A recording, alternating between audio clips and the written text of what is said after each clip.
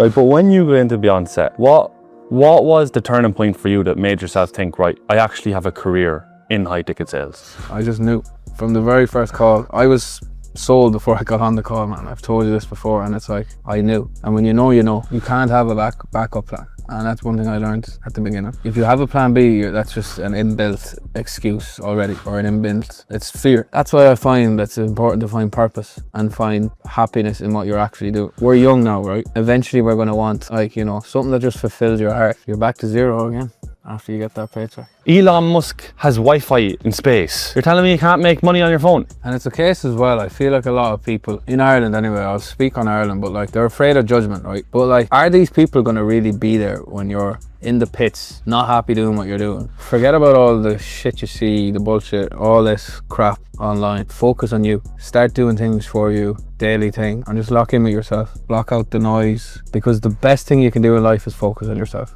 and work on yourself. It's June 2025, right? Mm-hmm. July, August. Before me and you had ever crossed paths, Yeah. right? Whereabouts were you in life before you had just found high ticket sales? So I was working as a Sparks. I was working in Westport. The high ticket sales or online, something along them lines anyway, was in my mind for quite a while. But again, just always suppressed it, and like I said, I'll do it here, I'll do it eventually, kind of thing. Never got around to it. And then I think it was in August I got let go from that job. Sparking? From Sparking, man, yeah, in Westport. And then it just flicked a switch in me, I think, because I had this like moment where I was like, right, what would the old me do in this situation? Like, what would he do? And But why do you think it flicked that switch? I don't mean to interrupt you, man, but why did it flick a switch in you? it was time, man. It was fucking time. Like, I was just at a moment in my life where I knew I needed something. And I knew I was always meant to do something. And I thought everything aligned. I said, this is happening for a reason. Like, maybe I'm not meant to be an electrician, you know? And for the one time in my life, I listened to the signs rather than just ignore them and go down the usual way of feeling sorry for myself, go drinking on the weekends, the usual bullshit. And yeah, shit, was obviously chatting to you on Instagram, but I reached out to you. I actually reached out to you first. I actually reached out to Ryan first for to get a job in Sweden, because I didn't really fully believe in what I could do. So I was on a call with another agency first, but nothing aligned on that call. But before you go into your whole, right, getting into high ticket sales and your specific journey, what was it that you seen about high ticket sales that even drew your interest towards it? Being completely honest, I just wanted something that I could make money online for. That was all it was. And I knew I wasn't going to go into trading. And I knew, like, I did look into drop shipping, don't get me wrong. But also I didn't see a path, like a clear path. I think for me, that's what I needed. I needed someone to just show me a path. And then I was able to take it by the reins. And I don't think I was getting that with drop shipping, trading, or any of that. So it was a case that when I found, obviously, you, that was my answer, like, that was the ticket. It's funny because I think that's all any of us need, is a clear path. Yeah. Do you know what I mean? And the thing is, what I do at sales, it's not even just like, right, you build your store like with drop shipping. Sorry, I didn't mean to touch your toe there. You build your store, you trade, you lose a few pound, whatever. But with high ticket sales, man, it's like you're learning a skill. And it's like sales is a skill. Yeah. So it's like an inevitable. Yeah. It's like with college, man. It's just, you think about it this way, like, there's all these mentorships out there, 3K, 4K, 10K, fucking whatever K. At this stage, I'm sick of hearing the word K. Do you know what I mean? Right, but people are going and paying 3K a term to learn shit that they don't even want to do. Yeah. That doesn't actually serve them where you want to go. Do you know the funny thing is, yesterday I was on a call with somebody that you know and somebody that you had a call with before, and I said to him, why did you go and study that in college, man? I don't know, just my parents wanted me to go to college, so I found something that I had somewhat of an interest in. Yeah. Dropped out 6 months later, right? Yeah. Then he went to go work in the local factory. I was like, why Why did you go to work in a local factory? My parents wanted me to get a job or get an apprenticeship. So I was like, what did you want to do? I don't know. And I asked them, did anybody ask you what you want to do or what makes you happy? No. It's such a thing in Ireland though, and like we all know it, it's like, it's do things to please your parents or do things to please other people. And as Irish people, like I feel like that's what we're just bred into, is just to have, like, either get a trade, go to college. And to me, that's a fucking scam, going to college, you know? Like, never mind these online scams and all that, because like at the end of the day, if you put the work in, everything works, you know? But when you go to college, you put down whatever, 20 grand for however long it is. You're in debt then for the next 10 years. You're working a job that you probably hate and are afraid to admit. And I just see that life as like, that is a scam. That is like, to me, that's like the Matrix, and that's what like I couldn't think of anything worse. And I know that's not for everybody, and like I respect people that actually want that path in life, but I think me and you can both agree that just wasn't what we were meant for. Yeah, I totally agree with that, man. I totally agree with that.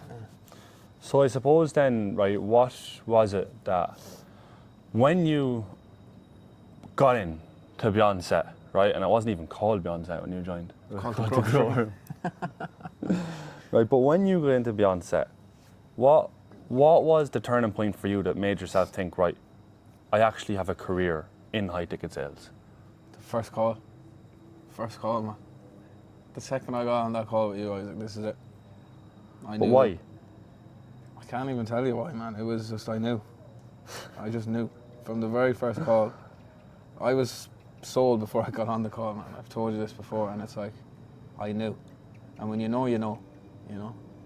But what about someone that doesn't come with that certainty that you have, right? Was there a point where you feel like, right, okay, it's getting real now, and your belly's starting to get moving, and there's a bit of a nervousness, and there's a bit of an eerie feeling like, wow, okay, it's make or break now. This is what I've been asking for. For me, no, because I can only speak on my own experience, right?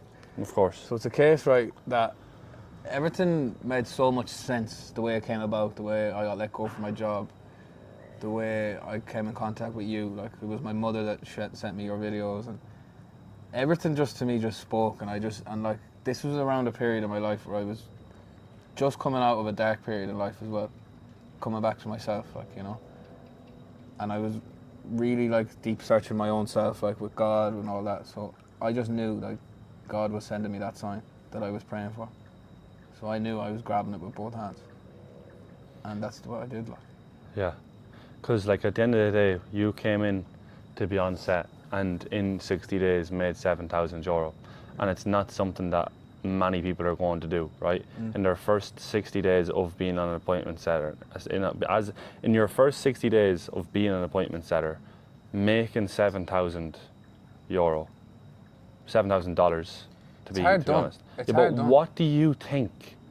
Because it's hard done, but it will be done again, right? It will be done again. What do you think are the traits of the person that will do that and more?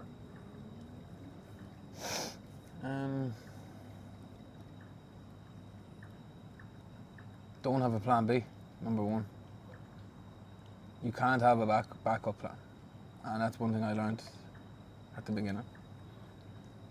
If you have a plan B, that's just an inbuilt excuse already, or it's fear manifesting itself in another way, right? So when you just go all in and you tell yourself it's this or nothing, this is it, then it will happen. Like, and as well, like every day, from the second I got off that call, every single day, I used to walk my dogs up the hill beside my house, and I would so clearly vision everything happening. Shout out Rupert. Shout out Rupert. I miss Ru. And but yeah, man, like just so clearly visualize everything and pray, and with that faith and desire, every single day putting in the work, it happened. Like, and then when it happened, it just felt right every moment. Even coming to Thailand, like I said it when I got here, like I was like, it just feels right, like, because I seen, like, when you really invest yourself into this like visualization and stuff, it's mad how much you can actually play around with it. Like, When you say invest yourself into visualization, what do you mean? like really, like start, like at the beginning, like play around with it, like visualize, like maybe like at the end of the week you're gonna, like say you're say you're working a normal job, like visualize at the end of the week I'm gonna have X, Y, Z. If you're an electrician, I'm gonna have these rooms fitted out, whatever, and visualize that in your head, what it's gonna feel like, how it's gonna be, all these things, and then obviously put the work in, and then it'll start happening. But that's very basic, right? Yeah. But then you can start taking it up a notch, right? For what we're in, like I see myself with 10k in my bank account, right?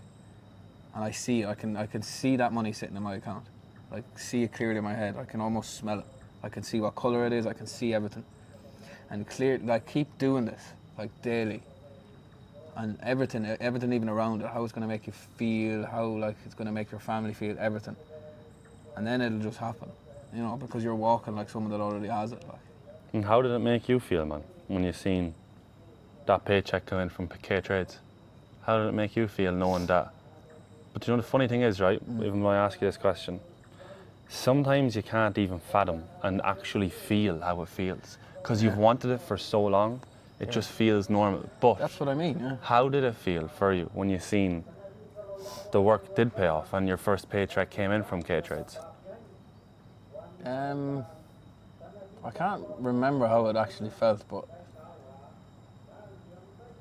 I think the thing is with sales, right, and it's the thing that I like about it too, it's that, right, and I don't know, is it me or is it you or what, but like that happens, right, the paycheck comes in, then the new month starts, you're back to zero, right?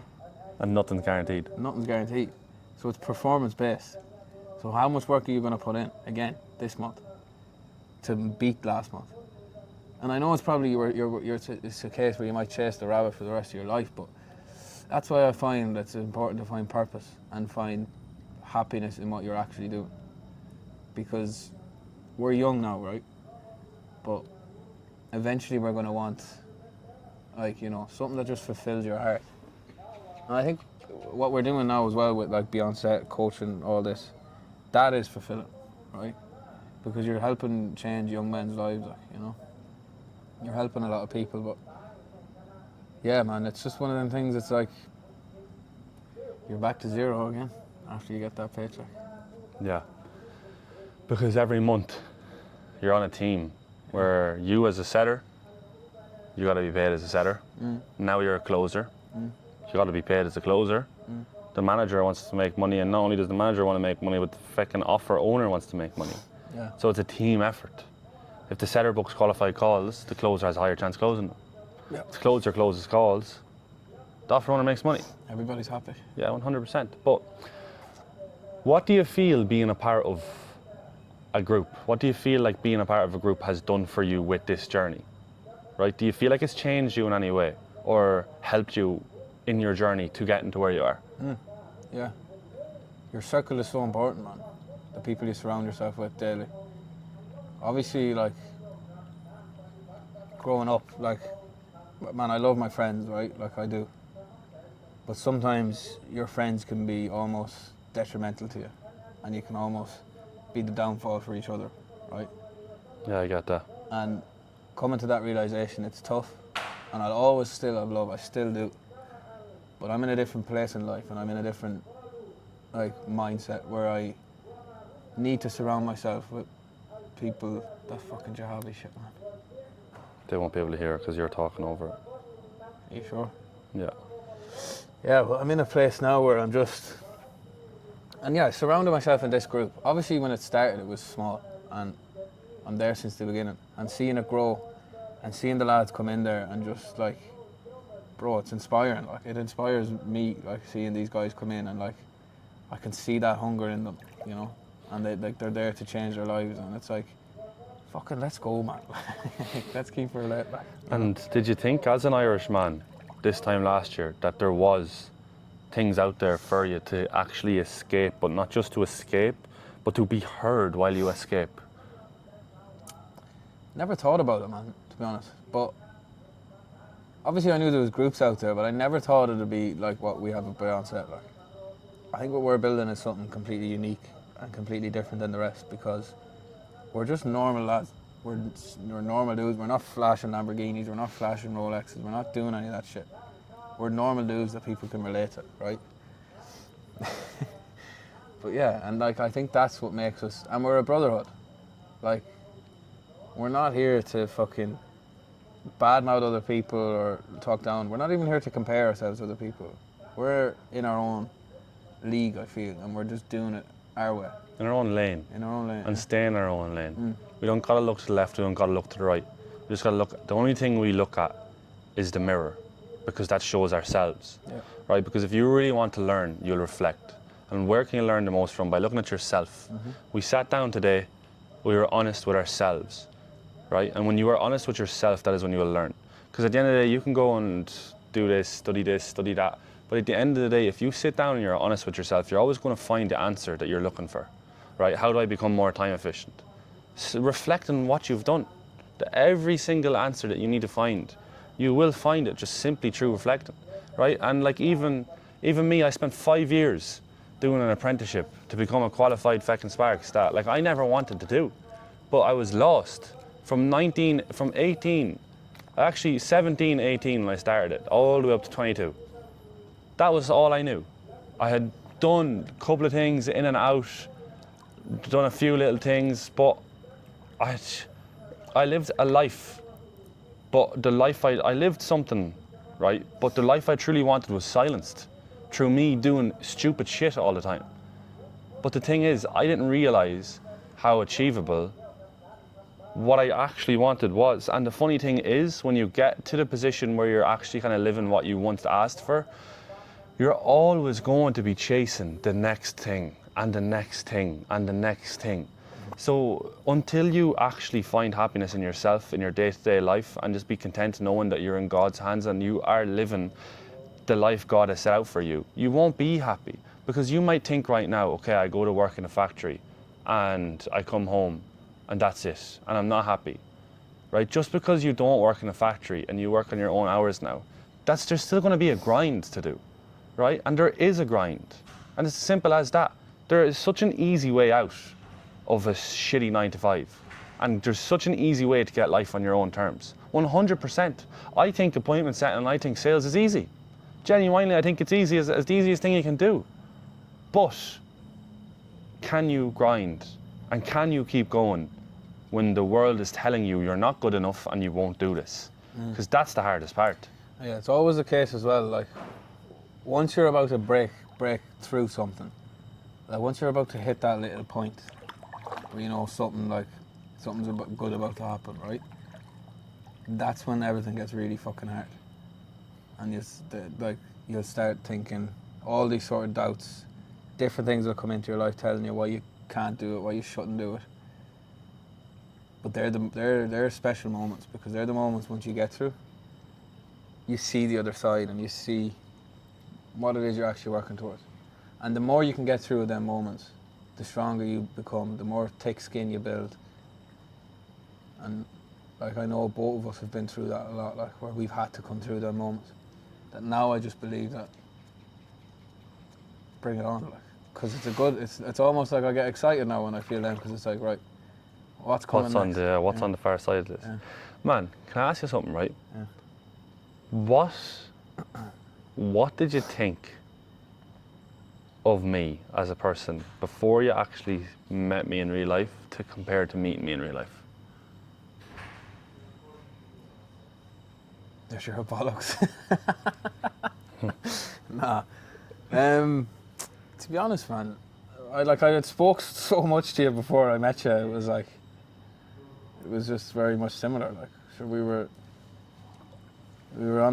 chatting on calls every day, like till stupid o'clock, scheming, thinking of all this mad shit. Like, but man, they were special moments. Like, and they're moments I think we'll look back on when we're grey and old, and we'll smile, like, you know. And we've built the biggest sales school in Ireland. Exactly, man.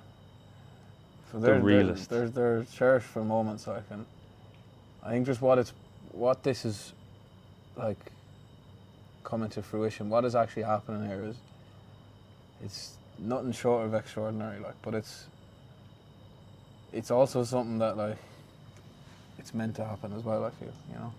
And would you say, do you think appointment setting has changed your life, man? Of course, I'll always have that respect for appointment setting. It's done wonders, man. Like, look where I am, man.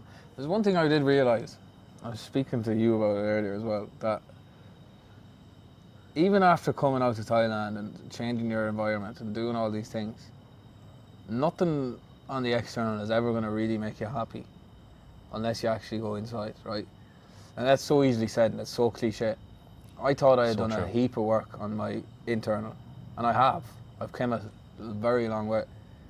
But it also brings it to surface when you do change your environment. You come out here and you think, right, I'm going to be happy. But at the end of the day, nothing really makes you happy. Only yourself, only how you're actually feeling on your inside and how you tell yourself how you want to feel. So it has brought a lot to the surface for me that maybe I need to continue doing the work on myself, because you're never really fully there. That work on yourself should be a lifetime grind, as they say, but it should be something you enjoy because it's all part of the journey too. So, but yeah. Okay, I actually was thinking about this, right? How did you actually feel when you got on board onto K Trades? You'd been on an offer. It was a shitty enough offer. There was no management. It was a woman as well, right? But you moved on to K Trades then, where there's a 1K base, Shout out high Katrina. stakes. Bleep that out. Yeah, bleep that out. Katrina's beeping the YouTube content. But no, you jumped onto K Trades, high stakes, 1K base. So you knew that, like, it's a two-part question. First of all, what do you think the 1K base? And I told you about it start. Happy out, man. Happy out. And bro, how did it feel getting onto that offer? Like at the start, like how did you feel your first day getting on board? Running the role play with Boris. Yeah, that was a moment. Shout out to Boris, one of a pint with him. That was a massive momentum shift. And I'm nearly sure I had a lot of difficulty like a couple of days before that. I can't even remember what for, but I remember like going through like this emotions and the emotions and the roller coaster that is involved in this.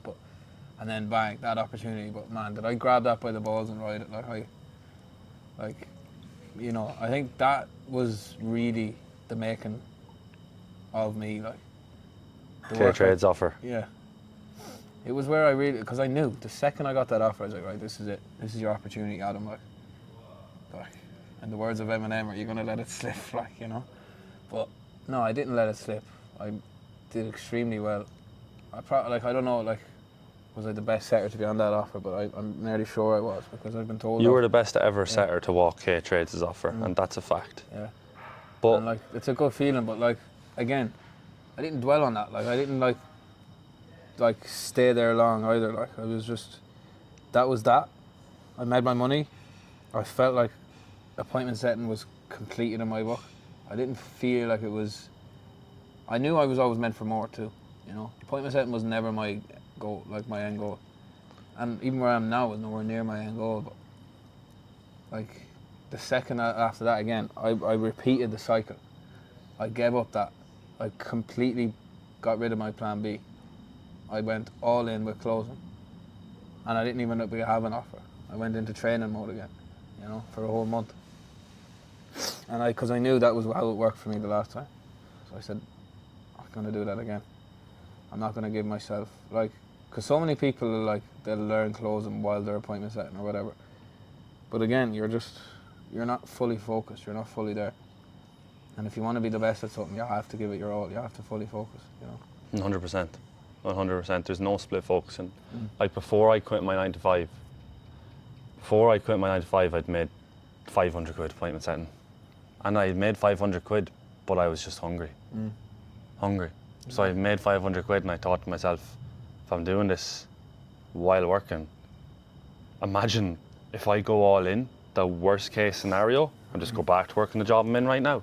Exactly. And that's the worst case scenario. Yeah. And people are afraid of that. They're afraid to go all in and end up back where they are. Yeah. Like, what have you to lose? Nothing. Go all in, and the worst case scenario is you'll be back flipping burgers in McDonald's. Yeah. You'll be back tightening up fecking end caps onto end boxes. Right, worst thing comes to worst, you're putting back in them gold screws into the end boxes and putting back on box lids, right? But imagine you took a risk on yourself and it actually did work out. Yeah. I can't even remember what them screws are called anymore. Bushings. No, not bushings. Yeah, female and male bushings. They're not called bushings, man. The brass screws. They're brass screws. Bushings are for uni-strut. Yeah. Or not for uni-strut, for conduit. conduits, yeah. Yeah, and then conduit, then you put the box on it, then you have the box lid, and then you have the tiny little screws. M4s. Oh. This fella, and he calls himself a sparky. He's a second-year apprentice at max size. Nah. But imagine the most thing you're afraid of doing, right, is taking a risk. That's what you're afraid to do, is take the risk. But if you take the risk and it goes tits up, you'll end back where you are now. So you have an unlimited amount of chances. Because there's how many electrician companies in Ireland? Boys, I'm a qualified spark. I've probably worked with 10 of them myself. I never stayed with anyone because I was always trying to figure out where what's the best, right? Taking chances doing this, taking chances doing that. If I wanted, I could go find a new electrical job in the morning, but I don't want to. Why? Because I want to live life on my terms and reap the reward, and I know there's more out there. Boys, it's 2026, right? There's fucking Elon Musk has Wi-Fi in space. You're telling me you can't make money on your phone? Do you know what I mean? And it's a case as well, I feel like a lot of people, in Ireland anyway, I'll speak on Ireland, but like, they're afraid of judgment, right? And they're afraid of what their friends will think. They're afraid of what Billy or Mary down the road is going to say, you know? But like, are these people going to really be there when you're in the pits, not happy doing what you're doing, and you've spent 10 years doing it? They're not going to be there to fucking save you, you know? There has to be a point in your life where you just say to yourself, like, what is actually I want to do with myself? Like, am I going to do it? And if you are, then just do it. Like, as Ryan said, there is nothing bad that's going to come from it. Even, in fact, taking risks in life is some of the best things you'll ever do, because you do not know what's around the corner, and you will never know unless you do it, you know? Like, man, imagine, like, I never reached out to Ryan. Where would I be, you know? Imagine I never took that chance on myself and risked on myself. Where would I be? Like, I don't even want to think about that, because where I am now and where I know I'm going, and I live a life with purpose, and that is what's the most important to me, is to live a life with purpose, you know? Everything else is just water under the bridge, really, because at the end of the day, we take nothing with us. Everything else is going to go, so it's just moments in time is all we own, really. So enjoy the moments. Let's go, Mr. Cassidy. One of the last questions I have for you, man, right? Looking back on your whole journey, man, right? Going from Castlebar, driving in your little shitty Golf to Westport. It wasn't a shitty Golf. Scuttering around in your boy racer Golf, right? Yeah. Tunes hopping, up to work every day, right? Doing your thing. Could have been called for phase 4 this year, right? Looking back on your whole journey, how would you describe your transition, man? Yeah, just blessed, man. Like I did not have the easiest life growing up. Now, don't get me wrong, I always had everything I needed. I always had a dinner on the table, clothes on my back, right? But a lot of struggle, a lot of tough times in my life, and the people that know me closest don't know. But yeah, it's just like that. Like, it's like just gratitude is the main thing I can think of. Blessed and grateful the fact that God has given me this opportunity to actually do what I'm doing, to be surrounded by the people I'm surrounded by, to be living where I want to live. Like, from going from that, like, to having, to being like, to not really seeing a future, and like probably destined for, at one point probably jail or dead, and that's being truthful, man. You know, from going from that to where I am now. Yeah, it's hard to get my head around sometimes, but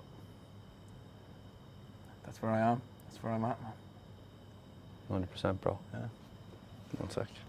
Last question. And I suppose, man, if you were a lost 20-year-old in college and you know you don't want to finish it, in a job and you know it doesn't align with you, and they looked up to you, man, what would you advise for them to do?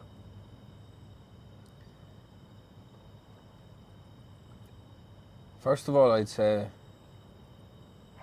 speak to someone. Reach out to somebody that's in a position where you want to be in. And then I'd say just forget about all the shit you see, the bullshit, all this crap online. just lock in with yourself first. Just focus on you, you know. Start doing things for you, like the daily things, and just lock in with yourself. You know, block out the noise. Because the best thing you can do in life is focus on yourself and work on yourself and become a person that you actually like to be around. Not a lot of people like to sit on their own and in their own thoughts. It's a scary place for a lot of people. And how sad is that? Because we have so much distractions at our fingertips. People just take the easy way out. But try and sit on your own for an hour with no phone in a room. Not easy, but it's definitely advisable. Go for walks on your own. Learn to just be with you and be happy with you. That's what I'd advise. And then find something that you feel purpose in, and just go all in. Go all in with it. And I know it's cliche again, but it's true. And a lot of people then will say, "Well, sure, I don't know my purpose. I don't know where to look. I don't know anything." Try everything, because eventually you'll come across something that you will like. You know. Yeah. Throw enough shit at the wall, eventually a bit of it's going to stick. Exactly, man. Yeah. 100%. Well, Mr. Castley, is there anything else you'd like to finish out on? Anything else you feel like, from your mind or from your wisdom that you've learned so far, that you feel like anybody watching should deserve to know?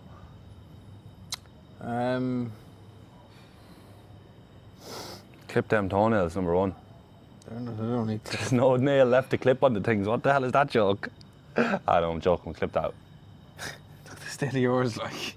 I have a normal toenail, man. You have horrible feet. Man, look at my. They're like this. Look at that toenail. They're like this. Yeah. They're like fingers. Man, they're fucking optimized for climbing. They are horrible They're feet. optimized for climbing. They're My toes are horrible feet. optimized for climbing. You're telling me if we were put man to man out in the I'd try jungle. better because my feet are smaller. I'd be able to. What do you mean? Lodge them in. Your at feet certain are spots. smaller, man. I'd be able to hold on to the rock, grab a fucking rock with my other toe, and ping you with a rock with my leg while I'm climbing still. Your feet are disgusting. That's all I'm saying.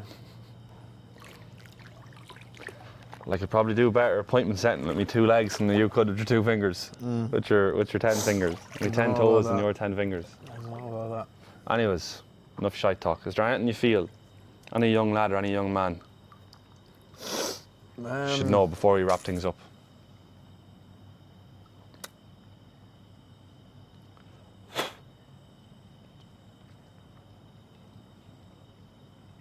Live your life with truth, joy, and love. That's the best way to live your life. If you can see everybody that you meet and picture that they have a little piece of God in them and treat them that way, I guarantee you'll see a lot of change in your life. Because when you see a bit of God, like that God is in everyone, and you treat them that way, automatically you get this similar back. So love yourself, love your neighbour like you'd love yourself. That's what I'd like to say. Congratulations on your journey with Beyond Step, brother. Appreciate it. I think you've made a lot of people proud. I think you should be proud of yourself, and I think that, you know, you should definitely look at this journey like this is only the start for you, man. You haven't been in this space even 6 months yet.